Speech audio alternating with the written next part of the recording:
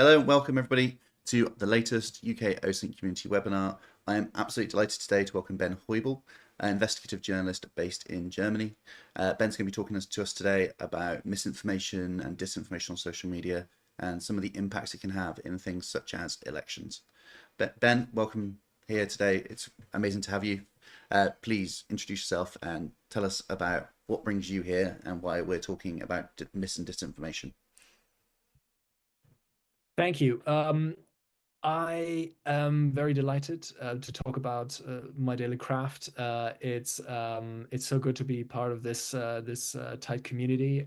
It's really hard to get in and to be recognized. So this is a huge fun to share some of my best practices in this area.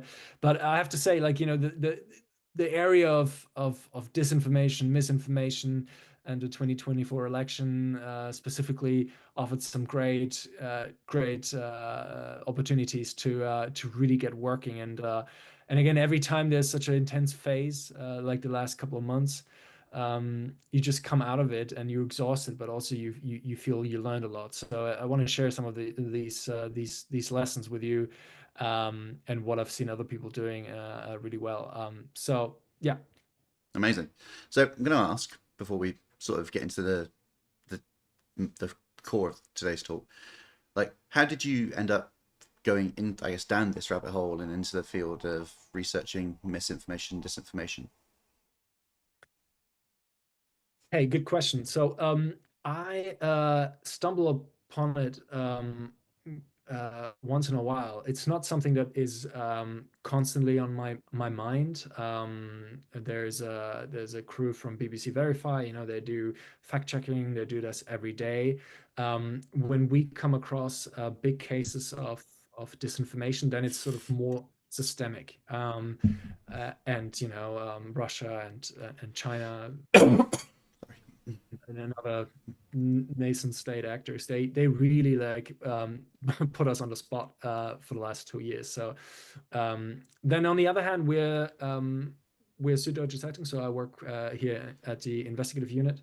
Süddeutsche Zeitung, I don't know who doesn't, maybe you don't know, the investigative team got really the investigative team got really well known for, and some of these actors, some of these people are actually gone now, but we're really known for like our leaks and as like Panama Papers, Pandora Papers, all that stuff I haven't worked on, and I came only on 2.5 years ago. But even in those leaks, you can find sort of evidence that you have to fact check, and that's sort of kind of, we're really afraid of somebody feeding us wrong stuff. So I've done talking a lot on these how to verify, for example, leaked data, because if you have mis or disinformation, sort of incorporated in those leaks, then you can potentially spend a long time and you can have really a great damage for the news organization. So we so that's sort of the capacity we're talking about, fact checking. And when we talk about leaked data in this context, I assume you're talking more around the things like Panama Papers and things like that, rather than, I guess, data breach information from like a website that's been compromised by cyber criminals and then user data is shared. Is that right?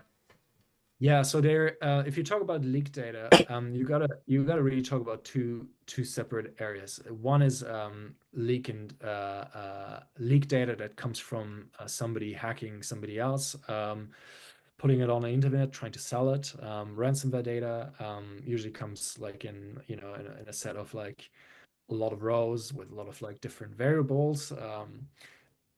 This stuff is really useful, or can be really useful in our research process, as long as we have some ethical principle, applied. Obviously, we're journalists, so we have to justify public interest.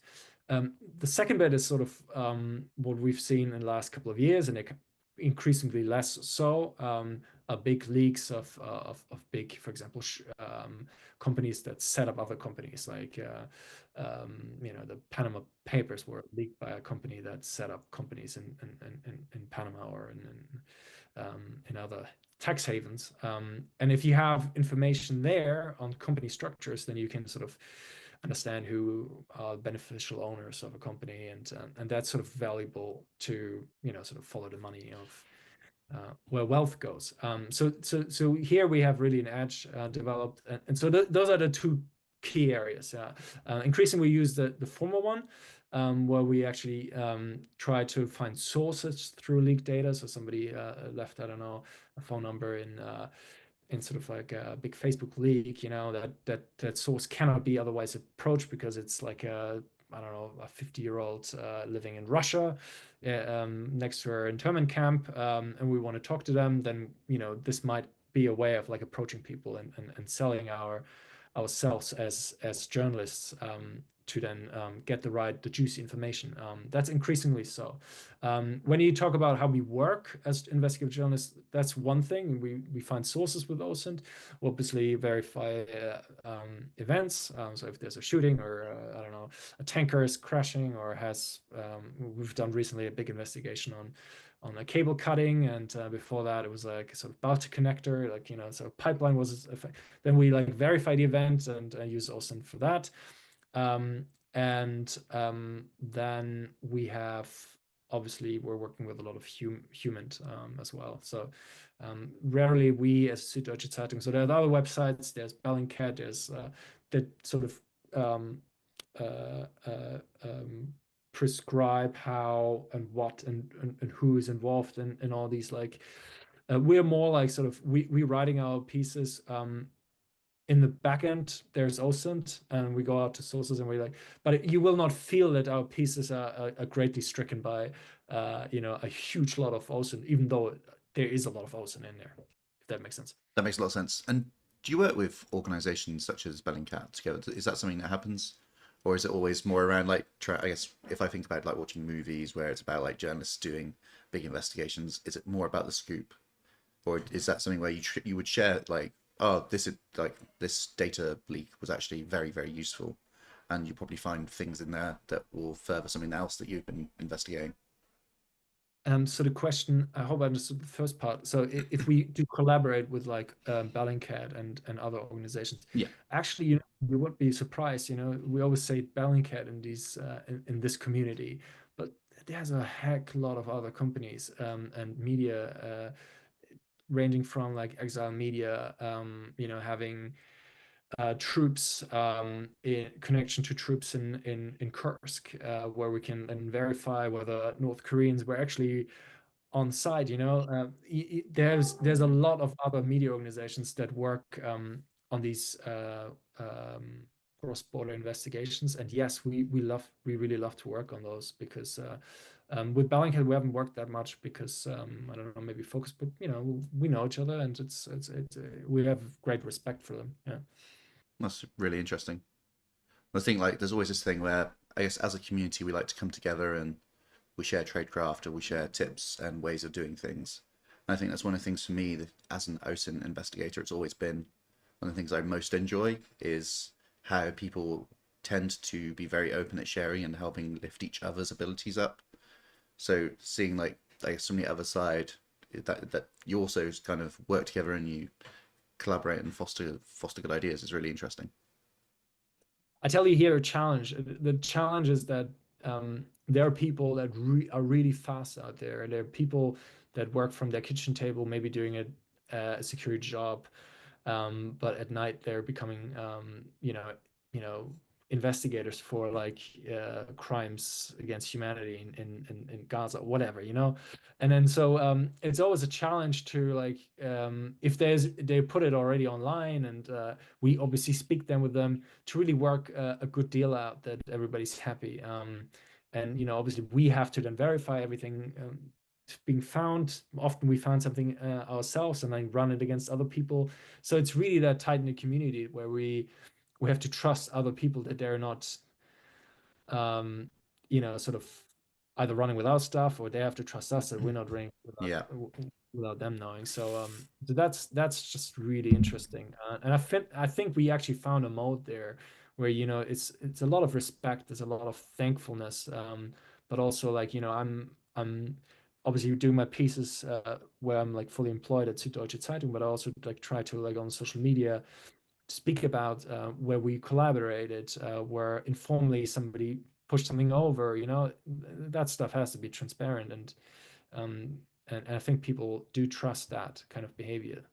Yeah. I think what we've seen, I guess, we'll always use Bellingcat as the example because I guess from 2014 when they became very prominent in the media post MH17, um, seeing like actually you have these organizations that do like these pieces and they will literally demonstrate to you exactly how they've reached these conclusions, and you can go as an individual and follow that step by step.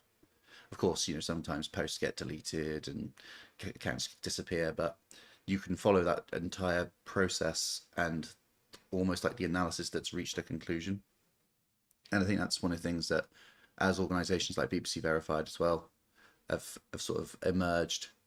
We're seeing more in that in this like investigative space, which as a community is fantastic because especially some of these reports you read and you just the way in which an investigator has gone from I've read a tweet and something wasn't right about it, so here, and then like 20 pages later you're like, oh my god, there's a whole conspiracy. It's fantastic. Yeah, I have to also shout out, because I mean, I had that case. I was interested really in that space. I didn't even know what OSINT was until, 2017. I worked at a job at the Financial Times, and I was sort of like, what is this OSINT? I was just intrigued. And then a year later, there was a big GIJN, like Global Investigative Journalism Conference in Hamburg or whatever. And I got a speaking gig there. Ben Strick was actually, I think that year he couldn't make it or something, and I sort of like, hey, like, I'm doing the speaking gig about satellite investigation and I don't know, geolocation or something, and he was like, okay, I got this really cool case here, of Middle East. You can read it. I can put it in a chat later, but so if he run me through like what he did, and it was already some calculation of like timing and where this person who committed war crimes, and where he was located back then. And I was like, okay, if you don't mind, let me just present it. I give you all the credits. Like, it's just, and people were super intrigued, and it was super fun just for me to run through all his stuff. It was one of a few cases, but like, it was just so nice that people trust your intel, even if you take the credit. And by the way, all the credit to Brendan Strick. But He's an it incredible was investigator. it's yeah, he's very adamant, and yeah.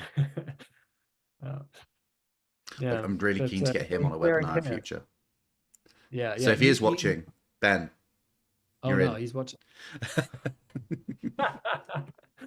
Okay. Yeah, there's a lot of Bens apparently in this space. We have at least three or four or five Bens, doing like war crime investigations. So I guess that's a really good point. So and a really good time, I guess, to transition into what you want to talk about today. Um, 'Cause you mentioned to me just before we started recording that you had written a blog recently, and it's quite an interesting story about paramilitary groups and what they've been sort of doing in terms of disinformation in the US. So I think it's going to be super interesting to sort of see how you've approached this and how you work through it.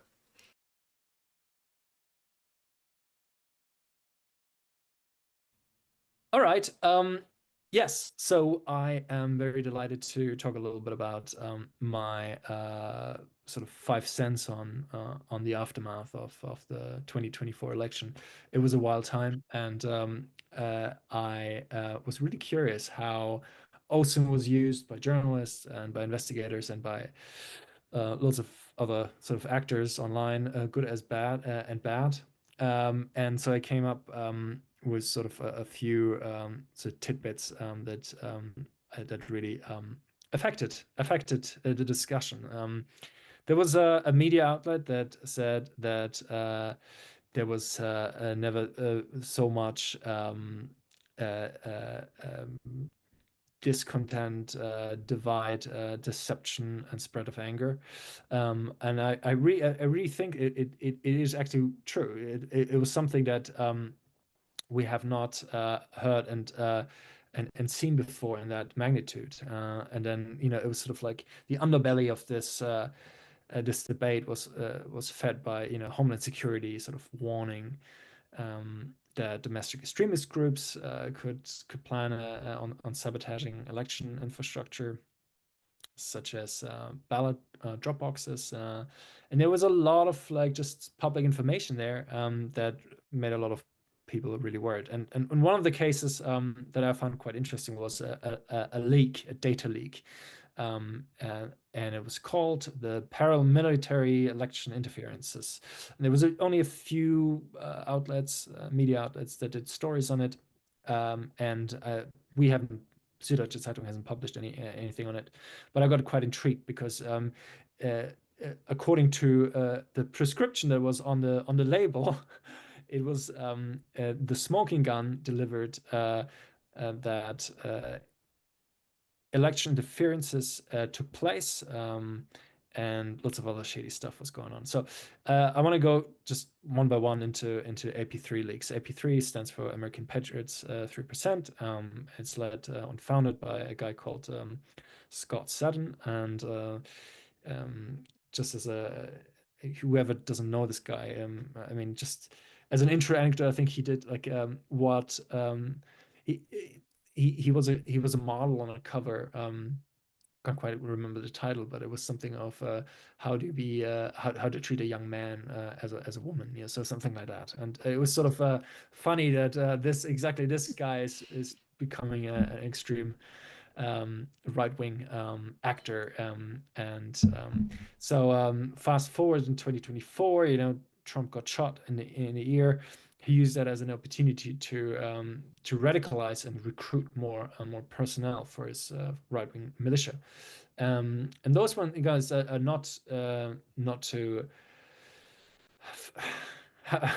excuse my friends, not to fuck with. They are actually real deal, and they're well prepared to strike. They have intelligence groups. They have a view on journalists and all that stuff played into this. So we start from 2022 midterm elections. The leak is actually divided into 2022, 2023, 2024. And there are other leaks, but we look into these 200 whatever data. There's actually more data out there. I can only talk about this because thanks to a group called DDoS Secrets, and many of us journalists owe them a lot. They share data leaks to topics and areas where we can justify public interest and problems that we have to expose, and we really own them a great deal. And so they share the data on a platform called Aleph. OCCRP were the first to use this infrastructure that allows to scan and search data leaks, big data leaks. Think about, I don't know, the Panama Papers. How do you go through and find interesting bits and tidbits in there? You need some sort of like infrastructure. Obviously, you can have it all on your server, and you can install like a database. But this one is more collaboratively. You have several leaks in this shell, and you can find and cross-reference, and you can even upload your own stuff, and then sort of cross-reference, for example, where they also appear. You might have like a long list of sanctioned entities. You load it up there, and you see in which leaks they appear. And this method has been very useful for quite a few years now. It's a different subject, but now AI plays a big role of how to interpret these big data sets, and so we have this data. We have a few names. In this case, we have this guy called Scott Sadden. Here, there's a ProPublica editor who calls Sadden the most dangerous man in America.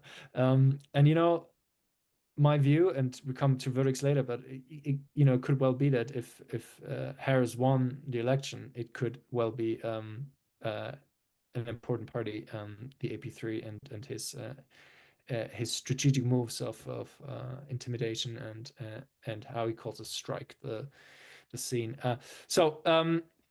There is a woman in there as well, Carolyn Essed. I don't know if I have to write out her entire name. I kind of refrain a little bit in these blog posts, or in our investigative storytelling to refer to full names. Because we don't want to dox people in Europe. We're very conscious of that. But Yeah. also, this same group is very, very, they react very epileptic when it comes to, journalists calling them out, even, calling them even like, and there was a video of Scott Seddon, as a little down here, where he speaks about that. So there was a first leak that their servers got sort of hacked, and their names got exposed, and suddenly these people, with basic OSINT, you get phone numbers, and people started to call them. And in this video, which is also part of that leak, he speaks about it. That's Saturn. He speaks about that APT3, the militia group, has everyone's back who feels threatened, and who feels people being contacted by anybody who is not supposed to contact them. So that means that, people with guns can easily strike back anybody who is sort of doing their, we're doing just our job. We contact them. We don't want to expose them, but we're doing our job. So there's a clear threat there. Yeah, so in the aftermath of the Trump shooting, he used that as an opportunity to recruit people. There's a few recruiting videos in there. Um, um, there is the platform. All right, so we are on the page. We get a little breakdown of the paramilitary election interference, which is APT3, with ton of names. You got to understand that these are chat logs from internal groups. Somebody infiltrated and downloaded some of the stuff, and Donald Trump features quite a lot in there. Elon Musk features in there. So what the system does is, like, whenever you drop data in it, it takes anything that comes in a very certain format, like an IBAN number, like, how we transfer money here in Europe, how a phone number comes with a certain. So we call them identifiers, and the system automatically finds the identifiers and puts them all together, and also uses all the metadata that is available on these documents. So that's really neat, because then we can, you can see here we have like 10 IBAN numbers. Maybe those IBAN numbers are sort of like of accounts being sent forth and back money. We got like some phone numbers, and we talk about here about tools as well. I'm a big fan of Austin Industries. I'm a big fan of a few other leak databases, but you drop in your phone number there, you get probably a profile, you get a few accounts, and then you can sort of either search more elaborately. You can keep on taking the journey. With Scott Seddon, you see, it's like a second T missing there. That's exactly what we've done, and I haven't gone too deep into this, but like we found we found Scott Seddon, we found his stuff quite alarming, and the video surfaced in social media is really um, is really showing that what these people can do, and I give you a quick run through of the content. What this data says is that there was false narratives about election fraud spread in targeted communities. We had coordinated sharing of social media templates to post stuff that sort of reinforces the message. And there's that I find that really from a journalistic point of view quite problematic. If you create something that is creating systemic change. This is exactly what the precinct strategy of Steve Bannon wanted. And so we have already a couple of first pointers that this is the real deal. Second of all, there was increased pressure. So, I mean, to just sort of like round up what this is and without boring you, is like, okay, so they intimidated people at ballot box, right? They turn up with their heavy guns. They talked about it, where to turn up, and strategically plan it. So if sort of minorities or somebody comes at a ballot box, they feel threatened, or they feel, that just is overstepping by a long shot what a democracy should look like. And then you don't even, this is sort of like separate from the democratic processes. So once a ballot is in the process, and then guarded, and all these like checks and balances are applied, then you cannot do anything, but you can do something to the people who eventually go to the ballot, and that was sort of the idea. There is violent rhetoric, sort of intimidation tactics for election officials, volunteers, yeah, very much so, journalists. I mentioned that, and so in total, this was executed by the big brain of the operation, sort of the precinct strategy of Steve Bannon, and we find that there's dozens of people in there next to Saturn to look into and do also an analysis where they belong to, how they got to this group, etc., etc. Okay, that was sort of the first part, which I find interesting, that you can just use open data. And in that sense, it's open data. We're journalists, we've got access to this, and yeah, we use it to the full extent to expose. But we also keep back, and for example, in my reporting, I would never expose. And Seddon is known, and some of the other members are also known, but like would be very careful of like expose some of these individuals that are too close, or can be, it can count as a doxing effort. Yeah. Yeah, makes sense. All Do right, you, then. Yeah, sorry. I'm just going to ask if you found, like, through this kind of information, do you see like any correlations from how something like this and the election interference, does that sort of content also align with things like other conspiracy theories that we've seen that seem to get a lot more traction nowadays on sites like X or Twitter than they probably did like 10 years ago, or before that sort of post QAnon, I guess, Yeah. phase of the internet? I think it makes a huge difference to recruit people. If you strategically spread online, that your country is not safe anymore, you can do whatever, and nothing changes, and then suddenly there's this guy who wants to save everyone and cut down bureaucratic, dry out the swamp, and cut costs.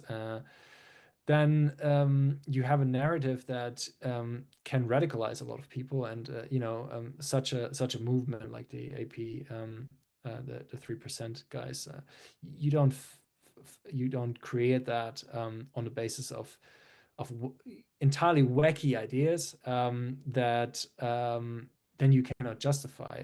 There is some truth in some of these the dissatisfaction, so that makes a huge sense. But those ideas usually, spread in like small groups, in back-end sort of Telegram channels, where you really explain on it how to get the people with the guns involved. And so I would say on the main stage where everybody can see it, like on, I don't know, Instagram or something, you you wouldn't find it that much. And it doesn't need, you just have to have the people in the back who then act and intimidate and turn up at the location with guns and stuff, and that just is enough to. So I do, so to make it short, I do think there is a huge amount of stuff on on X But it's, you know, if you spread like such things, it's very targeted to win over the right people. And the rest they do perhaps offline. Yeah. That's really interesting. Thank you. Okay, let's go on. So I've got a few other things I found interesting. Certainly, part of this is the election fraud videos. In early November, there was two videos came online. They didn't spread much.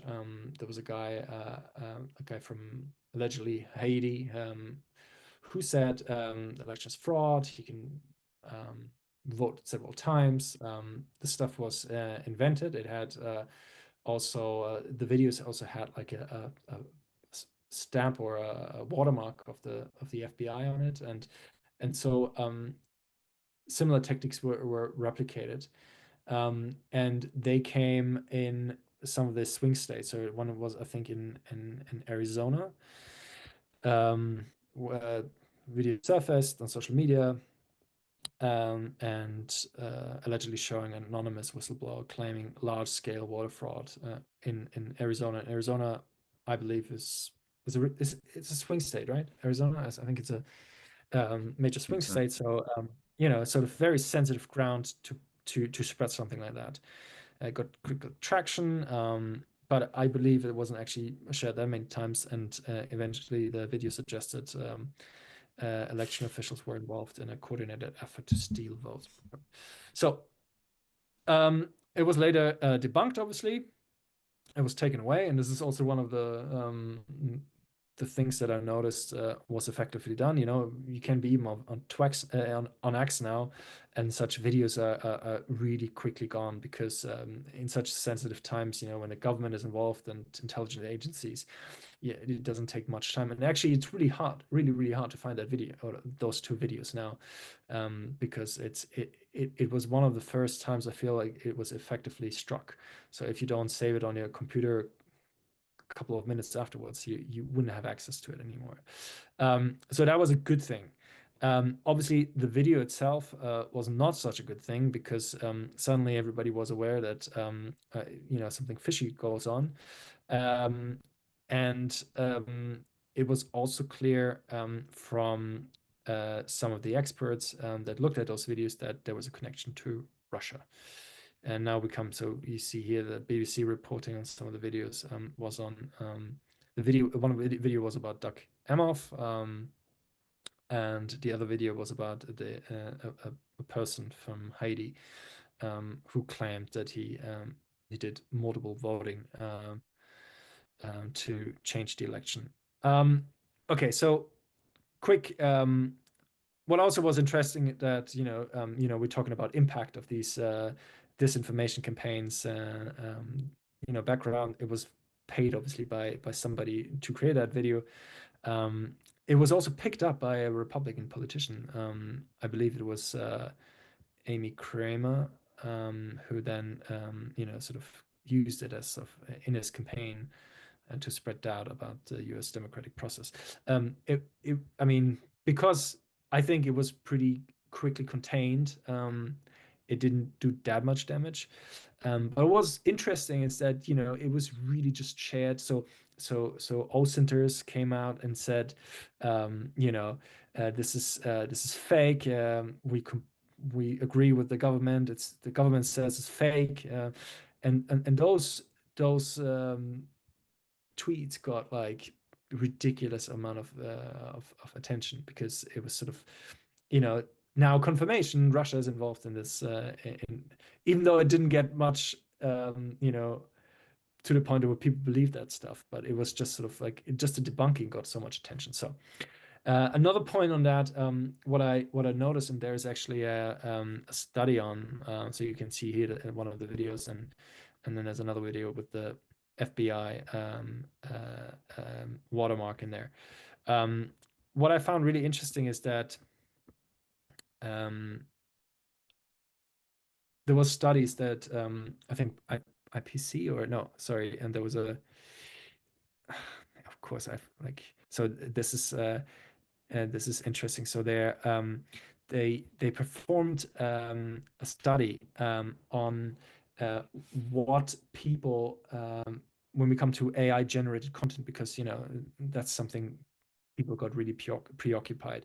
The opposition, either Trump voters or Harris voters, they created stuff with AI that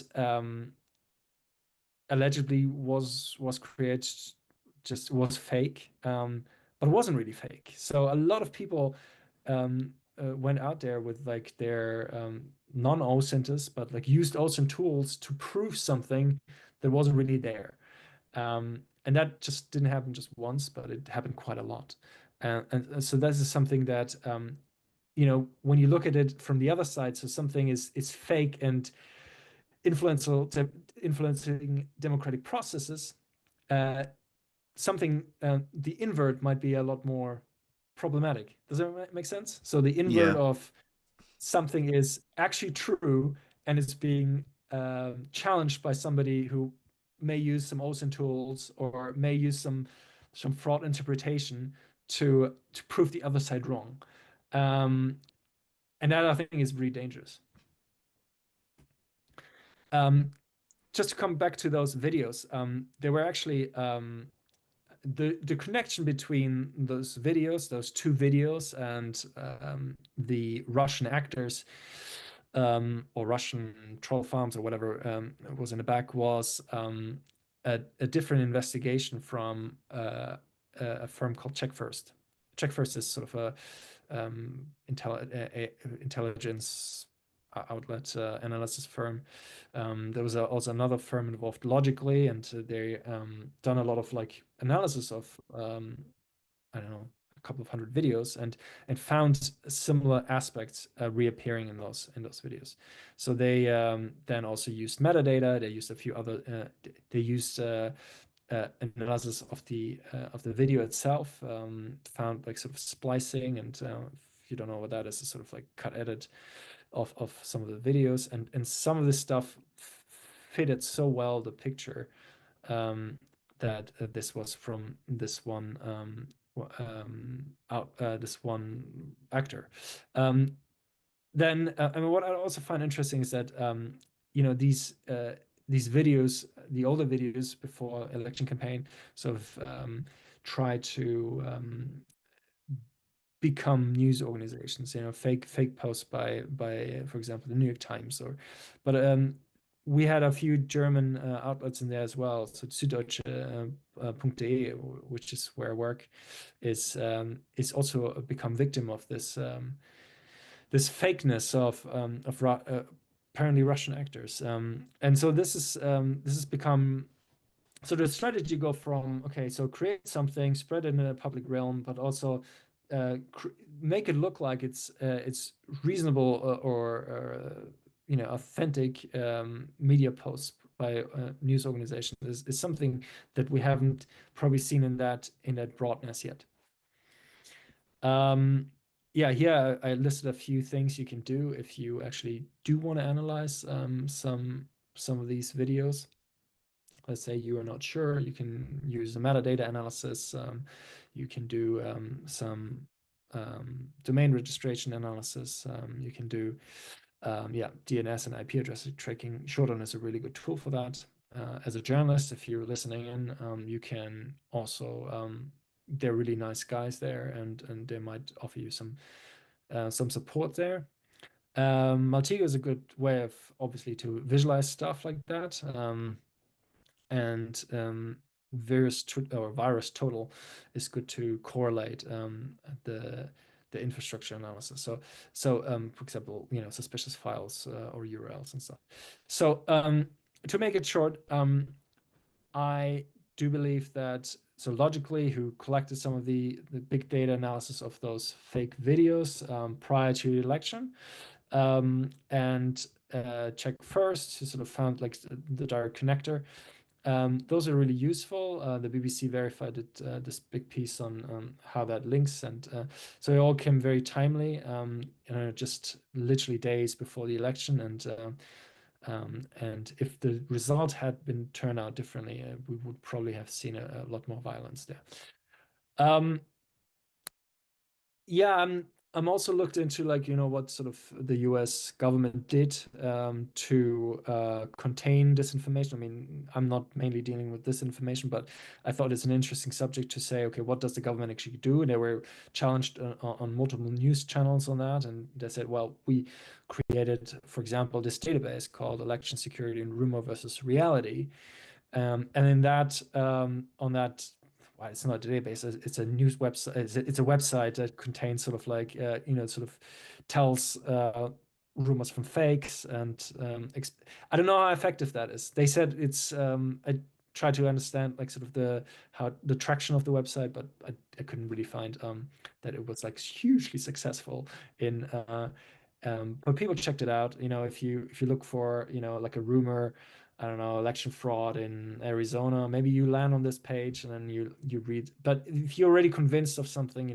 like a government website, and you think the government is dodgy anyway, you will not believe that kind of stuff. Yeah, that feels a lot like you would still have to be an individual who's willing to question something and then have to do a lot of legwork to find an answer rather than, I guess, being able to have something that's very quick and yeah, this is debunked. This is nonsense.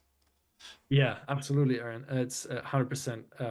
Okay, sorry, 100% what you say. Um, and then, so the last bit is sort of like, going back to AI.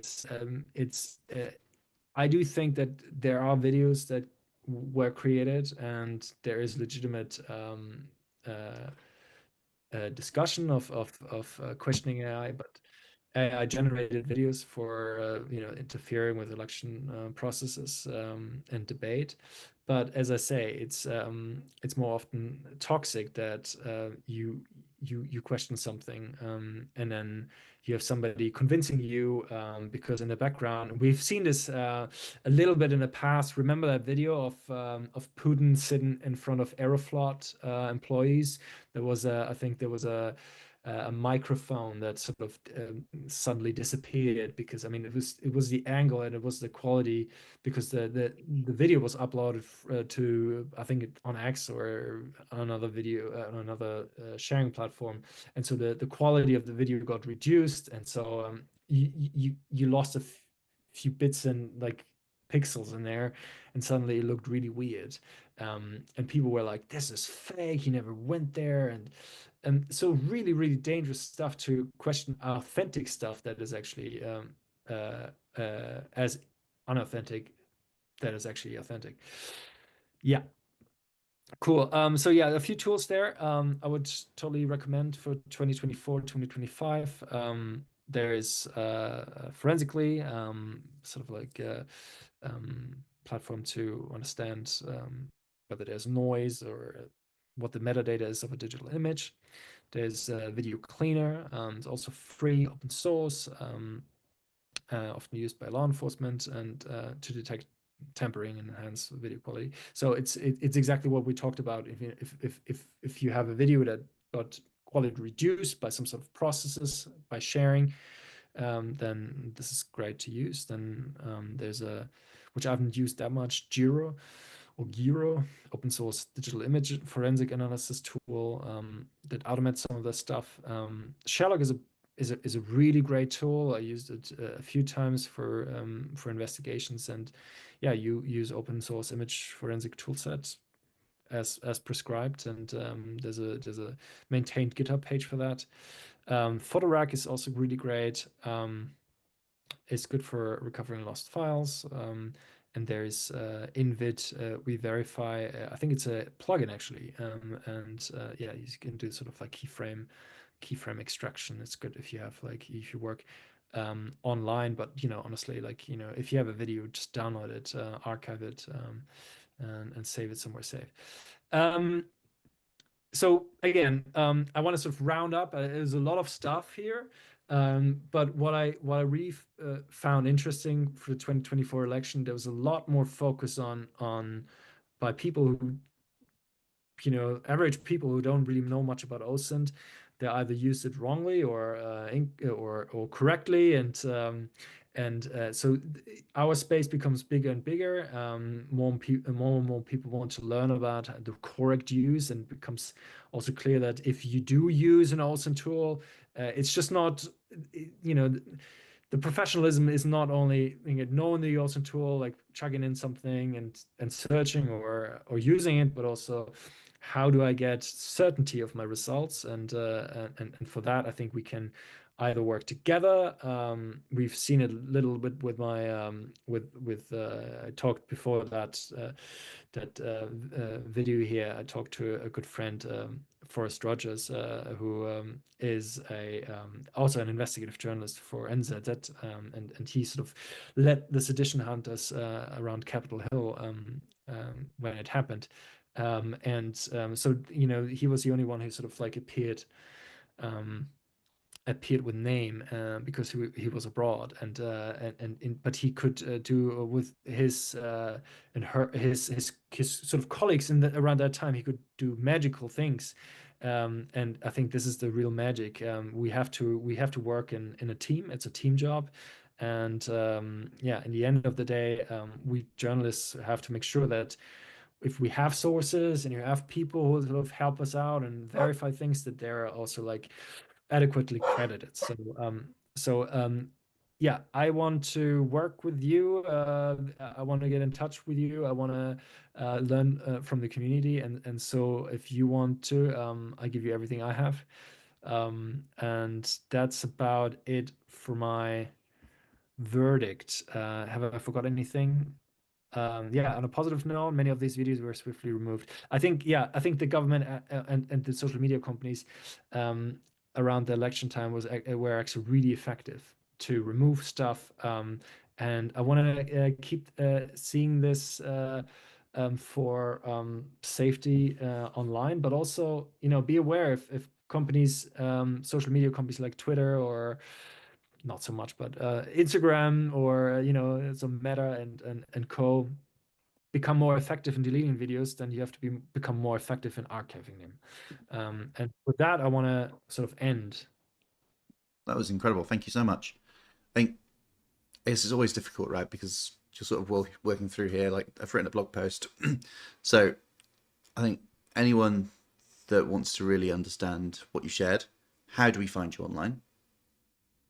First and foremost. Yes, you can find me. So I'm on Twitter. I'm still Tech Journalisto. I tweet about all kinds of stuff. On LinkedIn, I'm very active now because it's sort of people see you, and we journalists don't really have to hide that much like other Yeah, call centers. So get in touch. We do try to crowd share our investigations, even sometimes before, because we have to work with you. Um, yeah, on email, just email me, benedikt.heubl@sz.de. And yeah, I'm usually interested in anything that has to do with Europe, foreign politics, Germany, far right, human rights violations, sanctions, anything. fantastic. So before we call it, was also going to hope if you had time, that one of our executive team members, Lindsay, shared a link for something you posted recently about some of your favorite tools.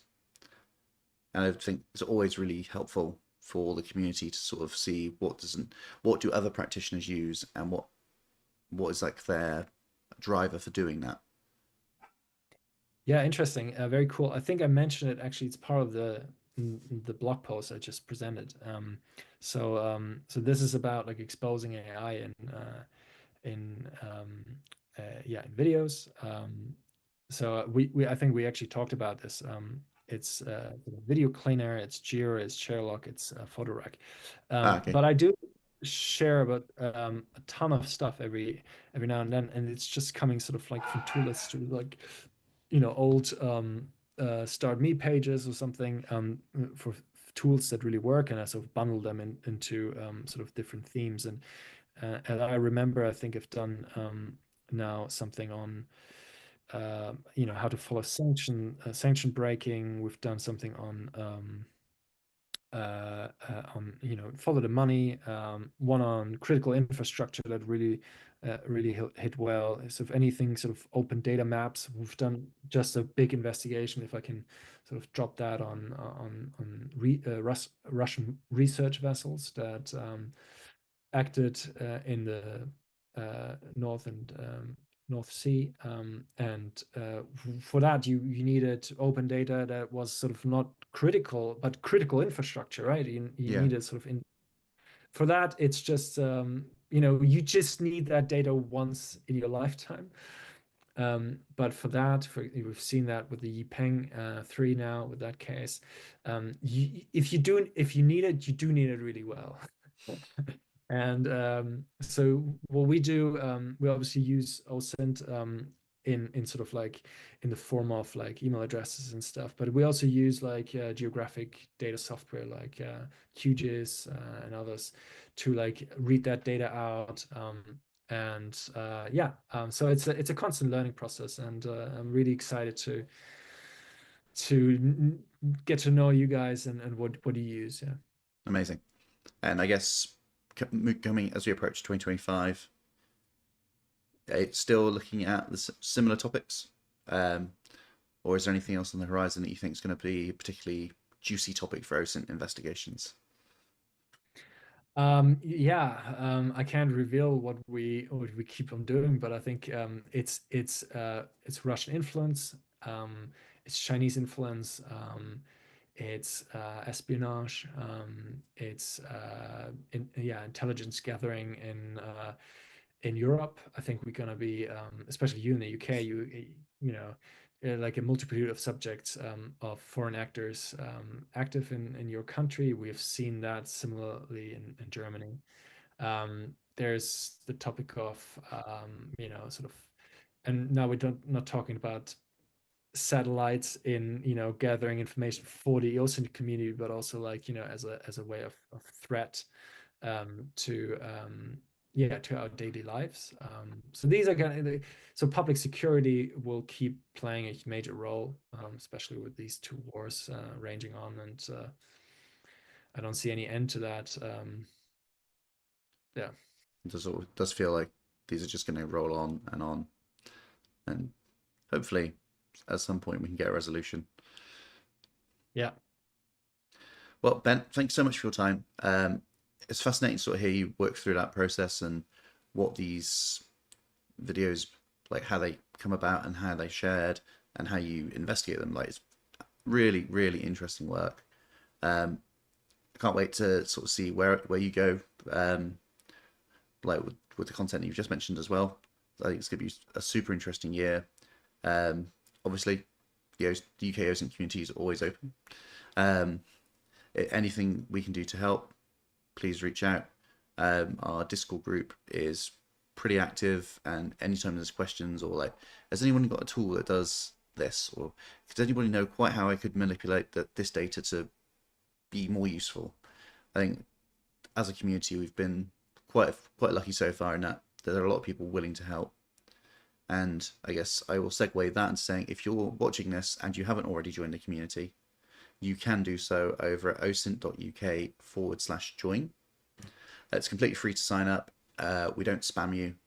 You only get information about the events that we're running, webinars like this, and potentially the opportunity to come meet us for a drink and a chat and some networking opportunities. Our next event is going to be in February, I believe in the UK. We're waiting on details for confirmation in regards to a venue, but we should be announcing that very, very soon. So Ben, thank you so much. And to everyone watching, thank you and have a great rest of your day. bye bye, thank you.